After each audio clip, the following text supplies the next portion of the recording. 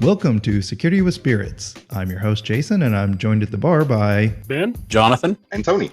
We'll tell you what to drink while we tell you about why we drink.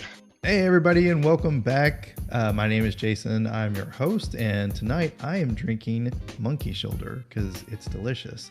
And I learned from the last podcast, the bottle is sitting right next to me because walk-ins for suckers. Jonathan, what are you drinking tonight? not Monkey Shoulder. So over Thanksgiving, I took a bottle of Knob Creek and split it up between 4 mason jars and chucked in a bunch of cherries and oranges and a little bit of bitters and a little bit of simple syrup and let it sit for about a week now. And I've cracked one of those mason jars open, and it's like a moonshine meets old fashioned type thing, you know, the mason jar and all. But Ben, what do you got in your glass? I wanted to take a second. I realized I've been going through these called the classic malt scotches, and I hadn't really explained what that was. Back in the 80s, a group got together to advertise some scotches across Scotland, and they picked 6 of, I would say, they say the older, more renowned distilleries, but of course it's all subjective, and was trying them, the different methods. And the first one I had started with was Lagavulin, which gets the most popularity because it's featured in Parks and Recreation as Ron Swanson's drink of choice. And it's an Islay Scotch. And I realized that I had forgot to try it straight up. So I have it in a glass in front of me chilled. And it's good. Islay's are Scotch of choice for me, so I enjoy it. It's good, and it goes down smooth. Tony, what are you drinking? Our signature cocktail for this episode is the Oak Barrel Pen Test Gone Sour. The classic New York sour dates back to 1880 and is basically a whiskey sour with a float of red wine. Our Oak Barrel version leaves out the simple syrup in favor of more wine because we like more alcohol with our alcohol. I also used a rum barrel aged red wine blend because we've obviously got a thing for barrels around here for some reason. In the spirit of the theme of this cocktail, I screwed up the wine float and ended up with red on the bottom. You can see my mistake and possibly even some cybersecurity info at oakbarrelsecurity.com. Very nice. That sounds amazing. I told you that I've got the bottle by my side. Yes, time for another. That's a good sound. That's a good cork. So Ben, how have you enjoyed the scotch the most? Which method? Usually I drink them neat, but having it just a little bit of water in it, that's the first time I've ever done that with any of these. And both times that I've done it so far, it's really been kind of crazy how good it's been. Sometimes the second way I'll drink it is just with a couple ice cubes in it, 1 or 2, not a whole lot of ice cubes, and I think maybe this is just a little bit of water is kind of a good balance between that without chilling the drink too much. Yeah, I would say neat first, on the rocks second. Welcome to our drinking podcast with some cybersecurity stories.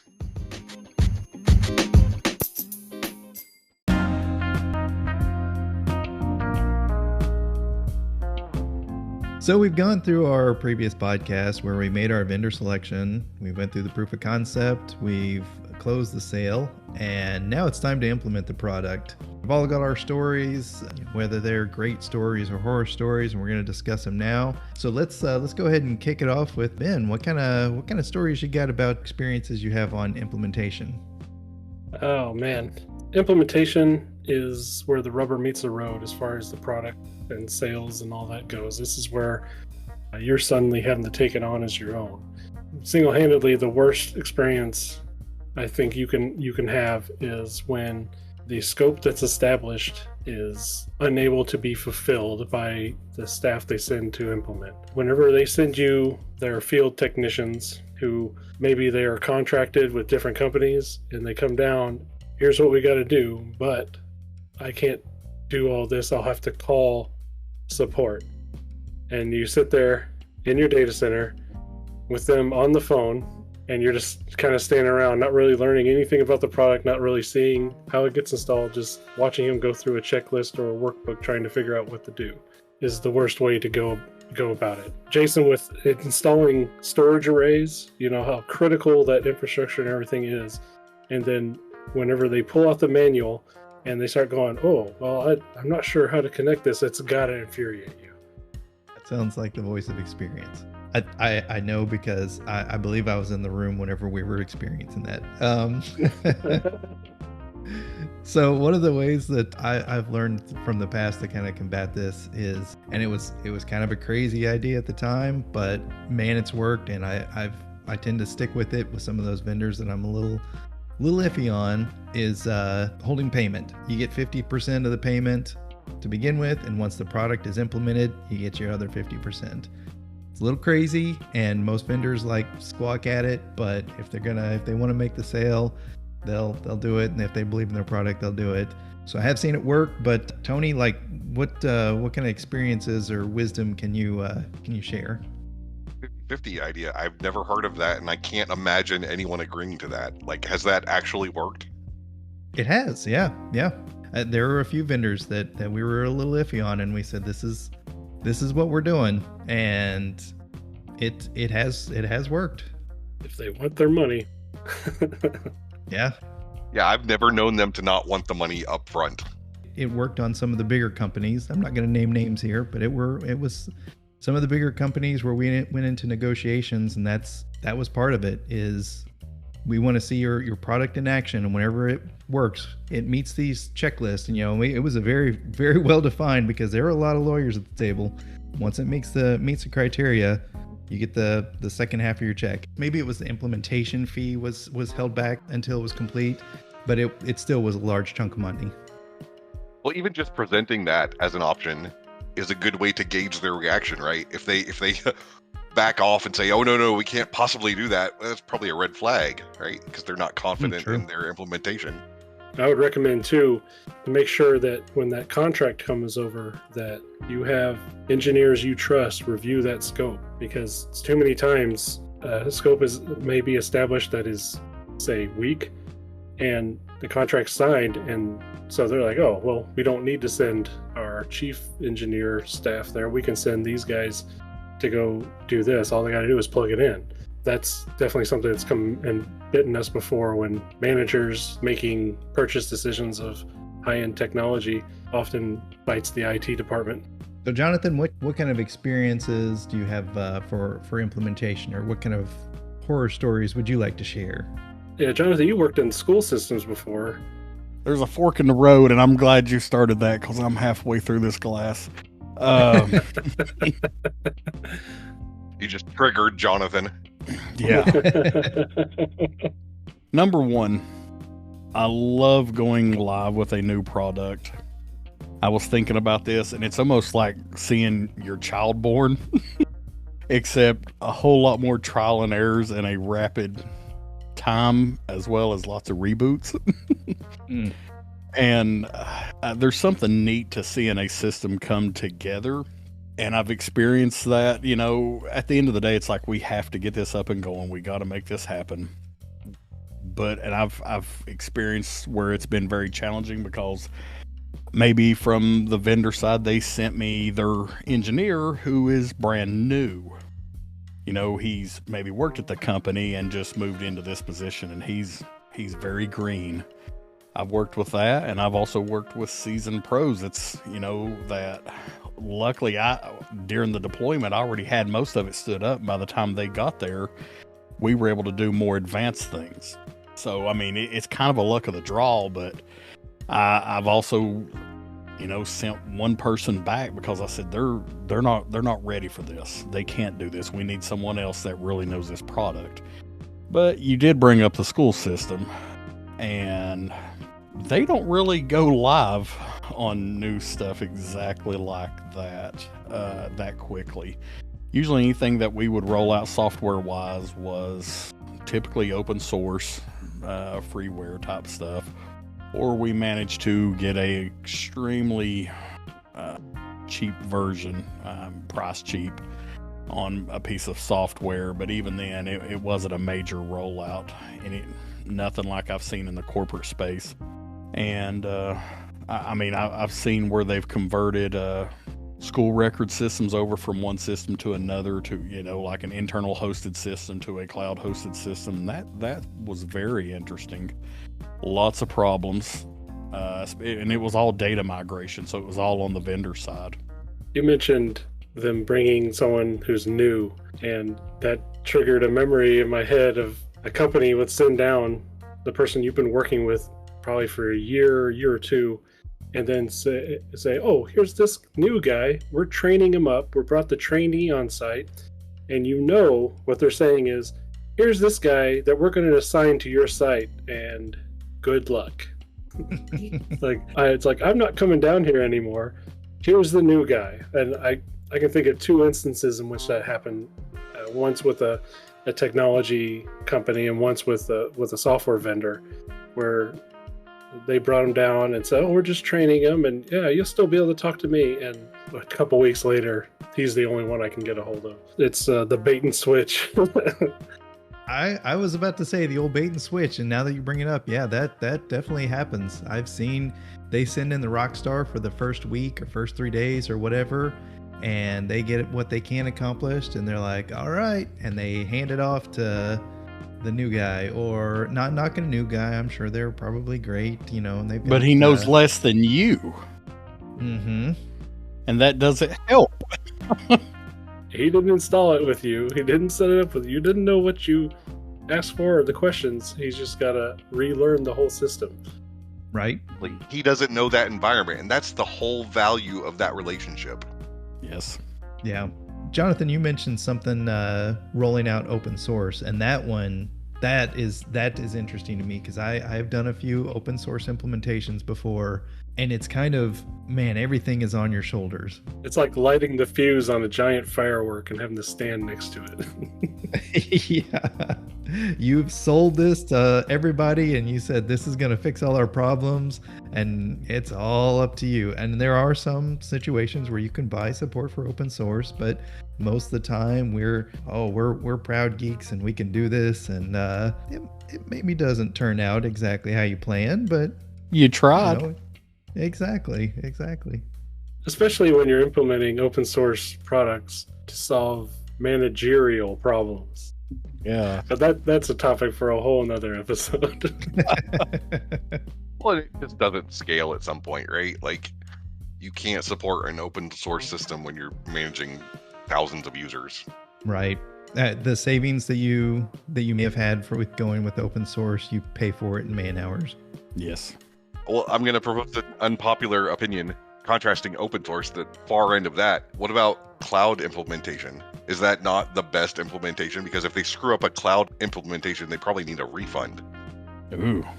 Yeah. Well, there are some cloud applications that need to be installed and set up, and there's like an instance that is assigned to you.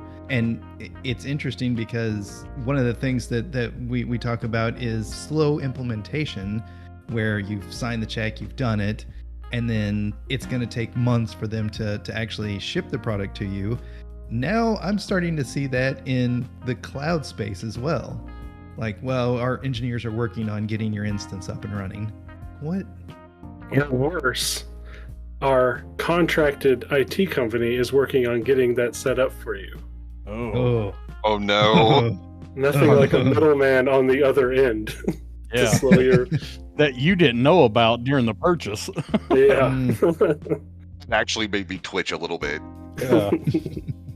Not in a good way, Tony? No. All the scrutinizing that you do of the product, I think maybe we should turn our attention more to the implementation as well. Maybe we should review like what kind of talent we're getting, what kind of turnaround. Most people be pretty honest whenever they're selling stuff, that it's like, especially, I know chip shortages and all that kind of stuff, and they use that as an excuse with, it's going to be this much, 3 months before we can get you our stuff. But should we be looking at like a more robust contract for the implementation services itself? Yeah, something that includes some key performance indicators and goals, like things that have to be met for the implementation team. That's because a scope of work is great, but scopes of work can also be fairly vague as far as like system is set up and system is running. That kind of language can be difficult to quantify. And I was about to say, I'm like, on a couple recent projects, I've seen that more lately, where you reiterate basically what you talked about in all those open meetings, what you discussed in POC. And it's like, okay, we have finalized what we want and how we want to build these things out. And then a lot of times the project manager from the vendor actually helps develop that checklist and stays on top of that. And the project manager can either be good or bad. I've experienced both. I'm sure everybody has, where you've got one that's on it and understands the problems and they hold everybody accountable. And then you've seen some that don't know what they're talking about. Every time that something is discussed, they got to ask all these clarifying questions. And some of that is on us as the customer to have a very clear and defined vision of what we want the end result to be, right? Completely. We have to have resources ready on our side too. Correct. If they present their timeline and all the team is tied up in other projects, I mean, that's on us. Like, you have to, and that's going to risk the vendor saying, well, sorry, you missed your window. We don't have another team ready for you in 3 months. Like you were saying, we have to hold ourselves accountable too. We can't continually put things off. So we have to be accountable for our time in the project as well. One of the things that I found very, very valuable, and I know for the nerdy folks out there, like I myself am nerdy, like I can sit and read a tech manual like it was just the greatest, nonfiction piece of work ever. I don't know what's wrong with me. But anyways, that's the kind of stuff I'm into. And I really like to sit and geek out, and I like to play in my home lab and stuff like that. But going out and learning some project management skills was a huge change in my career. I highly recommend it. And maybe that's the nugget of wisdom I'm sharing for this episode, but go get some project management skills. Like, actually learn some of those. Project Plus is a really good starting place. If you're really ambitious, you go for your PMP. But if nothing else, hop on one of the learning sites out there. There's tons of them. I'm not going to name a name, but get some project management skills. It is valuable in your career. I guarantee it. I agree with that. Other than the material being so dry. Oh, yeah. And some of it will seem like common sense, but the sense is not as common as you would think. And having the ability to understand the cycle of a project, or how a project should be cycled, has been a real eye-opener for me going forward. Follow up and say that that's almost a requirement for anyone in IT leadership, because when you're managing an IT team, you're basically a project manager. So I avoided it as much as I could whenever I first started out, and I bought all the get your PMP in 60 days, and these books were like 1,200 pages long, and they tried to like simplify all the concepts and everything. Stop fighting it. Read the PMBOK. It just works. Just read the PMBOK. That's the project management body of knowledge. It's 800 pages or so of the driest reading you'll ever read in your life. But at least it's not like little cartoons trying to, figure out a project and that, nah. And maybe that works for you. I don't know. But for me, nah. What was the name of that book, Jason, that it kind of utilized a little bit of project management understanding and like a story? It's a very good book. Yeah, the Phoenix Project. I believe that's what it was called. Oh, yeah. Like, even though the story is a little hokey, if you realize you're not reading it for the story, you're reading it for the realization of project management tools and structure. Yeah, it's very that to me was what made it click, was getting that audiobook and listening to that. That is so true. And I'll be happy to promote that one, because that's a great book. The Phoenix Project. I'm looking up here on Amazon. Gene Kim, Kevin Burr, and George Spafford, I believe. That's one that I remember clearly. I was sitting out on my back porch. Wife came up and said, "You got some mail?" And I was like, "Oh, it's the Phoenix Project book. Oh, cool. Let's." And I sat there and read the entire thing. It's so good. Yeah, it's a very short, easy read, especially if you're listening to it. Well, what other stories do we have to share about implementation? Another instance I've had in implementation where you come across issues and they can't provide documentation or specifications. All they can say is, well, let us into your system and we'll fix it for you. Mm. It's like huge red flag for because a lot of like outsider threats, you don't want to give implementation this any more access than they absolutely need, and access that goes beyond that. They should be able to explain what they need, which they need done enough so that you can do it for them. But I've been in situations where they want to be completely hands-on and just kind of get it up and going, and they'll do whatever it takes to get that access and set that up. Have you ever run into that in your experiences, John? Yes. Not that often, but a couple times, and it always seems kind of odd because I was kind of thinking back to when I've learned the most about my product or whatever, app we might be deploying, system, what have you. It has always been during the building, the deployment, and the go live, where I'm working hand in hand with the engineer, asking questions, taking notes, and then troubleshooting the issues as they come along. Because, you can sit there and screen share and talk through different things, but if you're not actively engaged and wanting to try to understand that system, because once I moved into the corporate space, one of the first apps I was supporting, every time I would have to open a ticket with support, I was like, I just don't want to let you in the system. I want to understand what is going on. And over time, I started learning what they would start checking, the first things they'd be going to. And before I knew it, I was getting bored with, I know there's an issue, but now I'm having to deal with level 1 support, even though I should already be past them like level 2 or 3, because I've already done what they would do. And so that's kind of the best experience I've had, is learning during that engagement and, starting off with that project. Yeah, so your future tickets, you can say, I have done this, I have done this, I have done this. Yes. So has anybody ever had to deal with a disastrous implementation? Let's say that it's a critical service, it's coming in, this, let's say it's core infrastructure, a SAN, a core switch, wireless controller, something like that completely takes down your environment. And it's obvious this person doesn't know what they're doing. How would you handle that situation, Tony? So this wasn't necessarily core infrastructure. This was sort of an auxiliary product, but Jonathan was there with me for this. We had an implementation specialist basically have us customize every bit of the product. Like he said, this is wrong, we're gonna start from scratch. And I have to say that was probably the worst implementation I've ever been through, and it totally soured me on the product. It's a bad sign if you can't just take something out of the box and start using it.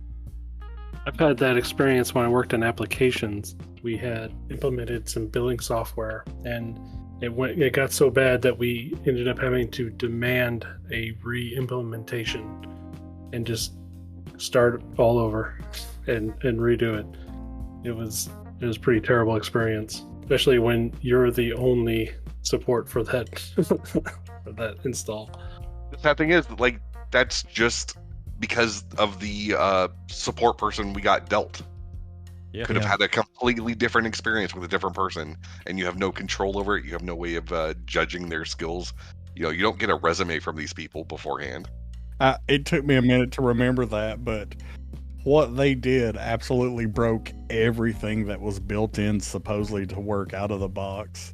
And every future upgrade. Yes. Oh. And that was one that after they left, it's like, okay, let's redo this. Which is sad to have to redo your own implementation yourself after the expert has been there. You know what? That brings up another memory of yes, we've had to do that before, where it seems like whenever the the person came in and they did the implementation. They did a terrible job, but you were so involved with it, you were taking mental notes, and whenever they left, you're like, let's just scrap it and redo it. Like we can do this better. And yeah, you're spot on. We've had to do that before. Tony, you brought up an interesting point. You said that you don't get resumes for these people. I did have an experience with another application installation. It was a much larger, grander scale, but they actually sent us the resumes of the individuals and had us pick who we wanted to drive our installation. Amazing. I don't want to name names, but this was a multi-million-dollar installation, and I was curious if any of you have witnessed that with any of your more expensive implementations. And I wonder if it's purely a applications experience rather than if it's not something that happens in IT. I have never seen that, but I love that concept. But let's dig into it a little bit further.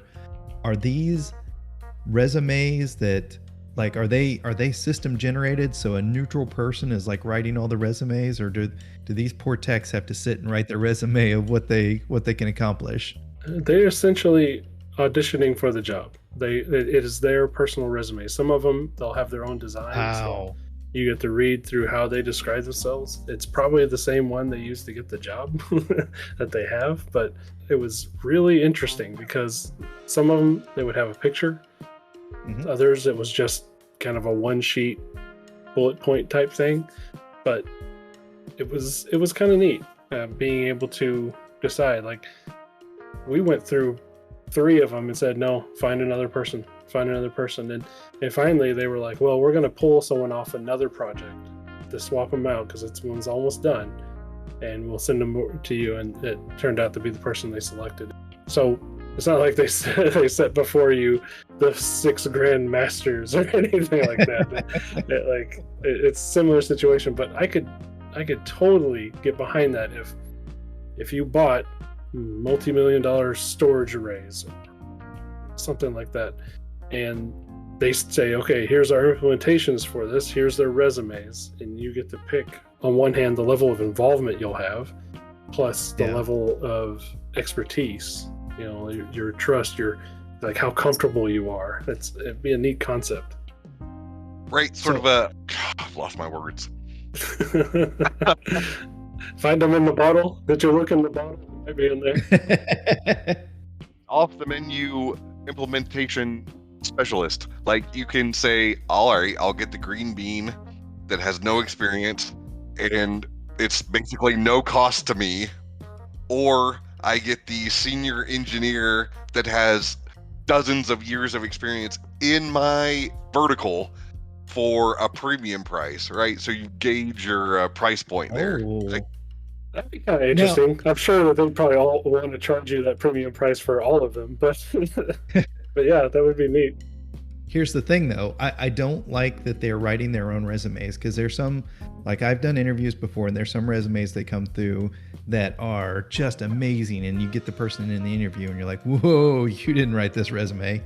I think that neutral person should write the resume, and I think there should be some stats, maybe some feedback from previous installs, or maybe, this person's done 300 installs at this success rate or whatever, and they're going to come at a premium. I like, Tony, I like what you're saying. Like, you can go with this new kid on the block who really wants to prove himself, and he's going to work hard for you, and he's going to be cheaper, but he's not as experienced as this guy who's done all these installs and just a rock star, but he's going to be, roll out the Bentleys for him. Here's the guy with the 18 intelligence and the 16 constitution, but here's the kid with the 17 wisdom. We're looking for a Yelp for implementation engineers, is what I'm hearing. Yes. Yeah, yes. That's a good way to put it. I love the either fresh out of college or just the newcomer who's really trying to prove himself. Like that, I've had pen tests before where they come in and, man, these, they're geeky and they're nerdy like me, and they spend their nights and weekends on this stuff, and they're just amazing. There are some things that, you're missing with experience, like, maybe the documentation wasn't perfect or anything like that, but as far as trying and, making sure that job's done and it's meet satisfaction, everything. I've had some good experiences. Here's another thing. Last little thing before we close out the implementation episode in the series. You've bought training. The team that is going to be supporting this product, they each have training time assigned with this implementation, which you should. And if you don't, shame on you. Always train your people. So you bought training. Do you take the training before the implementation, and then you can kind of know like the product as you're working with the implementation person? Or do you take the training after they've done the implementation, and now you kind of know the product and you can learn from training and see the path and all that kind of stuff? Ben, what are your thoughts? Every time I've done an implementation and a product with training and such, I have benefited so much more from having it implemented, actually having to work through some things, and then taking the training. And that goes for software and hardware, both. Like for me, like I can have a tendency to get kind of paralyzed with indecision sometimes, or overwhelmed with scope. I'm trying to think of how I want to do something, and I'm a visual learner as well. I'm or visual and hands-on learner. I like to get in there. I like to click around. It's real easy for me to go in and look at something that's been set up and realize, oh, okay, this does this, this does this, this is this, by reading through a config. But when it's a blank sheet, it's a very meticulous climb for me to get through and go in, and I'd start doing stuff. I start doing, okay, what does this do? I gotta read the documentation on it. It's after that point at which, once I get in and do training, I can take off. Jonathan, how about you? I was actually thinking of this question early on, and I was gonna have to say, overall my stance would be do the training first and then do the deployment. Ooh. That way you've got an idea when you go to, doing the deployment, you understand what the logic and the justification behind why they're doing what they're doing. Some teams may explain that to you. Some may just tell you, shut up, this is what we're doing. So Tony, in your experience, are you more education first, or are you more hands-on first, then education? All right, I'll accept that this is a cop-out answer, but if you can get the I'm with you guys. Yes. If you can get the implementation like Jonathan was talking about, where you're like hands-on during the implementation and you're seeing all the stumbling blocks there, then get some time with the product yourself, fumble around with it, know what you don't know, and then get your training so that you can ask the in-depth questions that are a little beyond the introductory guide and get a little more value out of that. Yeah, that's why I like test labs or places, because once it's implemented, I don't like playing around. Like if I can, have that tester where I can break it, because it's always more fun to implement something and get it all going and make all your mistakes before it goes into production. Yeah, and test labs are so valuable. Test labs, sandbox environments, whatever. You can go in there and you can play, and you can, if it doesn't work, knock your sandcastle over and build another one. It's amazing. It's such a confidence booster. So training and sandboxes, make sure you got them both.